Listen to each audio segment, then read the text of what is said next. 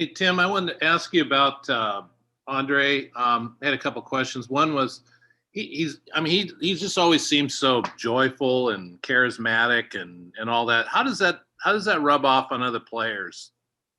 You mean Anjay? Yeah, how's his demeanor rub off on other players? Yeah, well, I mean, there's a reason he's been voted captain for the last 2 seasons. Obviously, last year he thought it was going to be a senior season and he'd be done, and got voted by his peers as a captain. I think he's got kind of an infectious personality. And what you really love about Anjay and his leadership style is he's not afraid to get vocal and kind of let his teammates know what he's thinking. Whether we're having a little bit of a down practice or a down period, he'll pull the whole group together and kind of chew a little butt and get them going. You saw that kind of vocal leadership as well this summer with all the social unrest going on, and being able to talk to his teammates and encouraging them to, share their feelings and message, but do it in a positive way. And, there's a lot of guys that are willing to be leaders by example, but Anjay's guy that's willing to be vocal and get in front of the group and team and talk to them and, communicate what's on his mind. Does he rub off on the old grumpy defensive coaches too, or? Yeah, absolutely. I mean, he's got it, like you mentioned, he's got a smile on his face. He brings a tremendous amount of energy to every single practice, and so you love that about him and his personality.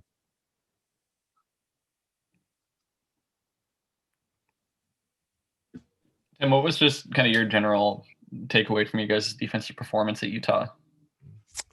We didn't make enough plays when we needed to. I mean, I think that was kind of how we felt, probably offense, defense, and special teams. When we had opportunities to make plays, we didn't make enough of them. And, it's the margin between winning and losing is so small. I mean, you could probably take one play from each unit and say, if we made that play, the outcome of the game is completely different. Obviously I know that, Teagan would have liked to have that pass back on that first offensive drive. He catches that, he's in for a touchdown. Obviously we got to make one tackle on that punt return. And, we dropped a couple interceptions. And if we make those catches and make that one tackle, the score probably flips by 10 or 14 points. And so, but that's how, sport is. You got to make those plays when the opportunity comes up. And when you don't, it's hard to win. Coach, do you have any information on McCartan and any of the other guys who missed last week?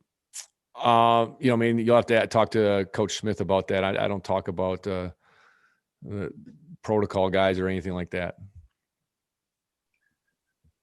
You talked about kind of those missed big plays. Is it frustrating when a lot of other things were going well in the defense? You guys were better on third down. You were good in the red zone in terms of holding them to field goals.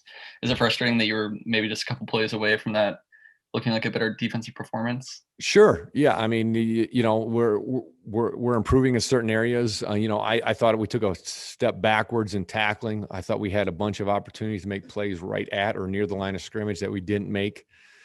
And so we just got to keep, rolling up our sleeves and go to work every single day. We know that there's always room for improvement. And I feel that way. There's certain areas that we took steps forward in, but some other ones we took some steps back in, and we're still looking for that complete game, to be perfectly honest. And that's what our goal is. We got to try to put 4 quarters together of really good defense. Tim, can you kind of just talk about the challenges that Stanford presents and what you've seen out of them the last couple of weeks where they've been playing a lot better? Yeah, obviously, they struggled out of the gate a little bit. Started out 0-2, and similar to us, and then they bounced back and won the last 2 games. And every game that they've been in, and it has been close, similar to us. And I think getting Mills back and getting a couple of weeks of practice under his belt for him has been a big difference for their offense. I know they had a great day against Washington on third down, because prior to that they were closer to the bottom of the league, and then they really did extremely well against Washington on third down, and were able to possess the ball for a long period of time. And a lot of people have talked, and when you watch the tape, about Stanford kind of going back to the old Stanford, and you see the extra O lineman on the field, you see 3 tight ends on the field, you see a fullback on the field, and so they're kind of getting back to some of those kinds of roots. And they got a lot of weight out there on the field, that's for sure. Were you happy with the performance in the first half where you guys were holding them to field goals and putting up some nice stands in the red zone, but I guess the fact that they were still getting to the red zone in the first place, how do you assess that overall? Yeah, obviously we want to create more 3-and-outs against Utah than we did and get the ball back to our offense. I was pleased that on the first 3 drives, especially that second drive where after a turnover, they got the ball at the 10-yard line. We did hold them to a 3-and-out and forced a field goal attempt there. I thought that was a really critical situation in the game that the defense stood up. But yeah, the other 2, the first and the third drives, we had plenty of chances to get stops earlier in the drive that got him down to the red zone. I was pleased that we were able to make the red zone stops and force field goals, but obviously we're shooting to try to keep them out of field goal range as well. Avery had, I think, Coach Avery Roberts. Tackles. Oh, sorry, go for it. Coach Avery Roberts, 21 tackles the other day. And then after the game, he said he thought that was his worst game of the season. I mean, on paper, it doesn't look like it. But what does that say about Avery as a player and him just kind of dominating with the linebackers? Yeah, obviously he made a lot of tackles. I'm sure there's, a few more that he didn't make that he wanted to make. And, sometimes he wasn't exactly the right spot from run fit, but his production is extremely high. He's making a lot of plays for us. And it tells me a lot about his character and the kind of football player he wants to be when he's looking for perfection in himself.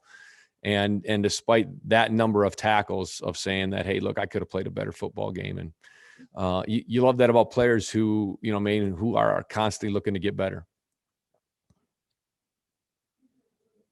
Anything else for Coach?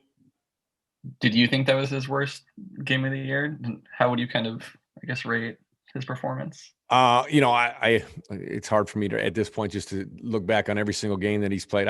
Probably when you have 21 tackles, I don't think it was his worst game. But once again, I think, players know themselves, whether they did really well and whether they played at a high level for their own standard. And you like guys with high standards. And so I don't have a problem with him feeling like he could have done better at all.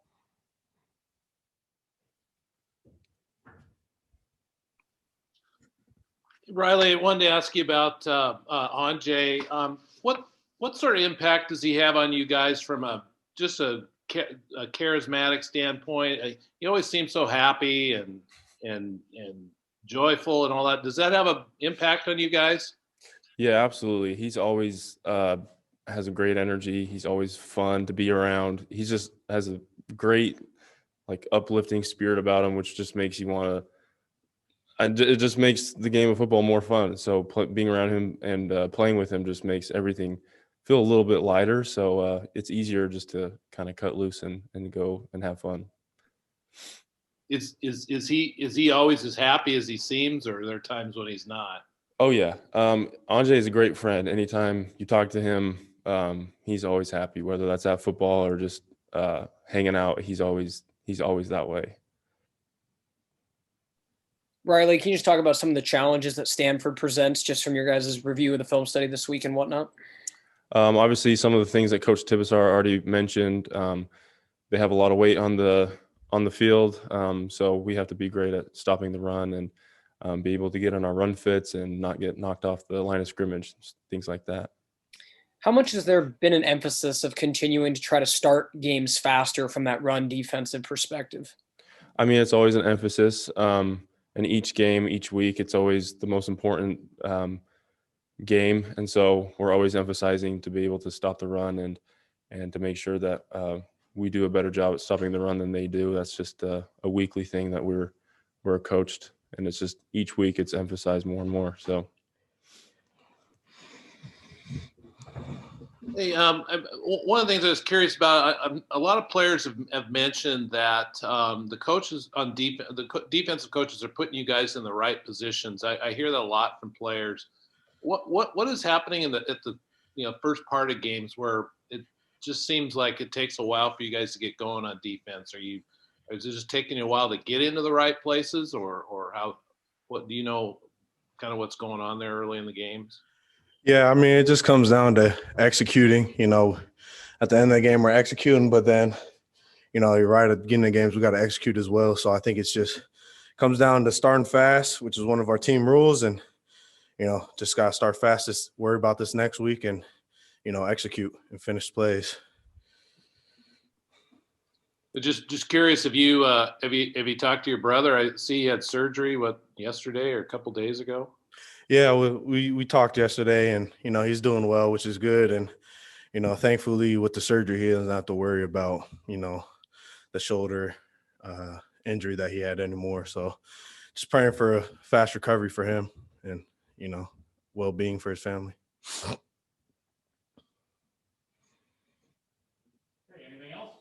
Isaac, just talking about the challenges Stanford presents this weekend. They've obviously been playing a lot better the last couple of weeks. Obviously heard from Coach Tibesar and Riley. Just what have you seen out of their defense, and what's really going to be the challenges for you guys starting off fast this week? On their offense, like challenges in their offense? Yeah. Okay. Yeah, I mean, just like every other team we played this year, they want to make it physical. And, that's what they're known for is, being in those big personnels and playing physical. So we just got to, play physical as well. We like to play physical too. And, just starting fast and executing because we were in position to make plays last week, and we just got to execute and finish.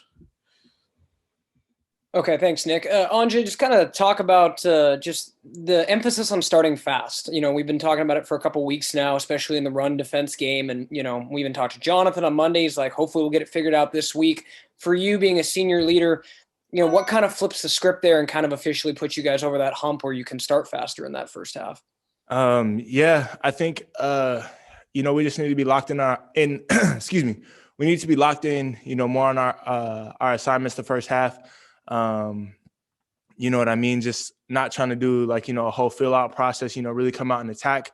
I think from the first snap all the way to the end, from the first whistle to the last, I think that's going to be a big emphasis, moving on this week and stuff. And, yeah. Coach Tibesar kind of talked about, Stanford going back to their jumbo package, going back to some more of the roots. How much does that make it difficult when they're going to, kind of load up and run right at you? Coach Tibbs has really been emphasizing, playing physical this week. We know these guys are big. We know they're going to come out and try and run the ball. And, it's going to be up to us to stop them, play physical. I think just do your job this week. I think that's been another theme that's came up all throughout this week is, being locked in from the first snap. And then, at the end of the day, you just got to do your job. Yeah. Andrzej, I had some kind of personal questions I want to ask you. You always seem happy and joyful and whatnot. Did you get that from your mom or your dad or somebody else or? I would say that, both sides of my family are very happy people. I had a, good life growing up. And most of all, I just want to be positive to those around me. I want to be positive for all the people in my life and really just, make those around me feel loved and, try and make everyone's day better. That's kind of been something that's always been important to me is people are having a bad day, whether it be yourself or, those around you. It's up to you to kind of flip the script and approach life with a good attitude. And that's something that I try to do usually every day. You know what I mean? So, yeah.